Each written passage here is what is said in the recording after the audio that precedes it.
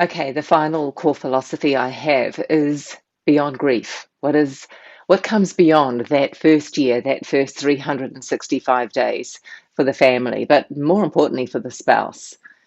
How do they now move forward? You've been through that year of firsts, and the world there is for you to live if you choose to. And that's the difference. It's what are you going to decide? What will you decide for the rest of your life until you make that decision? Actually, sometimes people just flounder, and I invite everyone to make a decision. What do you want for your life? Knowing that anything is available for you if you make that decision. Keeping it, of course, realistic, but what are some of the things that you have always wanted to do, but you were too scared to try? You were too scared to even attempt it because you thought you wouldn't fail, because you thought you would fail, because your spouse wouldn't let you, or you were a mum or a dad and you had other obligations. What if now?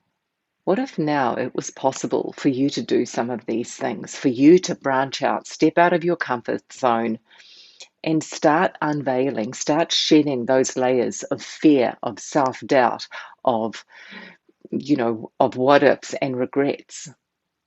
What if now was your time, if you allowed it? That's the thing. Make the decision of what you want and allow yourself, feel it first, feel what it is that you want, believing that it's possible, but also allow yourself to have it, to go out and start doing whatever you need now in order to do that. Now, many people go, oh, that's okay for you to say. I mean, you're 15 years down the track. And yes, I am. And that's why I'm so valuable to someone who's at this point now. But back then, I made the decision. I really did. I made a decision even before that first year that I was going to do something with this experience. I was going to do something with my life. I was not going to wear a black veil and be a widow. I was going to be me.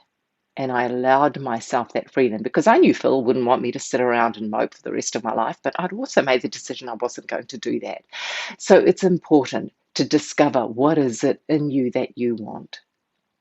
Start creating a vision for your life, a vision board if that's what you have to do. Start believing, start feeling, start dreaming. Now, what gets in the way of you actually doing that? Well, what gets in the way is this roadblock of who you believe that you are and how you need to be, and all of the things that have stopped you in the past, and you're too scared to even try. Well, this is where you then dig deep and go, well, actually, who am I really? Who am I now? You don't want to label yourself a widow for the rest of your life. My name is Tanya. I was born as Tanya. And this is what I want to do with my life. But in order for me to do some of these things, I've got to peel off some layers of limiting beliefs, of lack of self-worth, of lack of self-respect. I need to do things for me. I need to either get back in shape, get fit, start feeding my brain emotionally, physically, intellectually. I need to make a stand for me. Because at the end of the day, if I don't do it, no one else is going to do it for me. You must make the decision to live your one precious life because you've already seen how quickly life can change. So make that decision for you. Anything is possible. It's about being able to make these decisions with certainty. So that is very much a lot of work on your identity. It's about being okay and being single in the world and not having a label. It's about knowing how to overcome loneliness. It's about knowing how to make decisions from certainty and not from a place of loneliness and self-doubt. It's about being aware of the hazards along the way, especially when you're a new widow. There are a lot of people out there who are looking for people like that. They're out there. They're like prey. I've experienced it. It's awful. I can smell them a mile off now, but man, it's not good.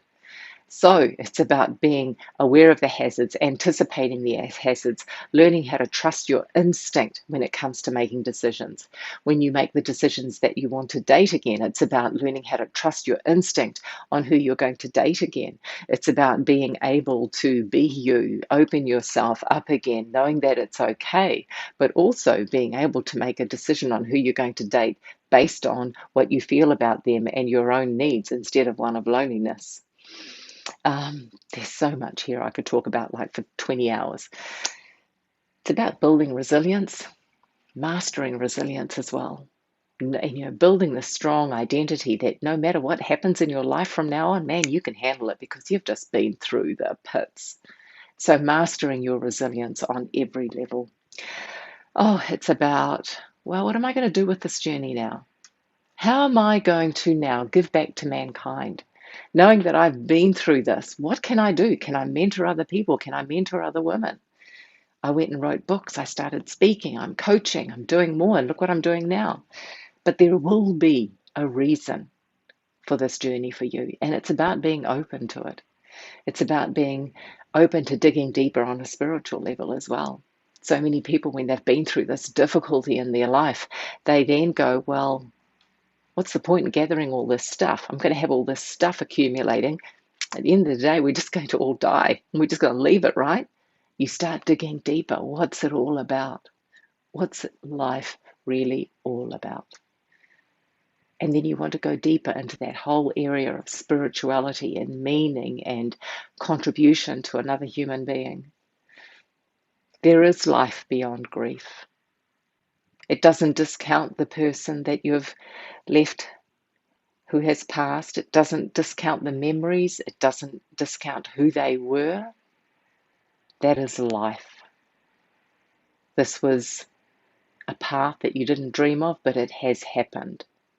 It's about accepting it and allowing yourself now to move forward with grace, to move forward with meaning, and to allow yourself to be free and live your one precious life. That's it.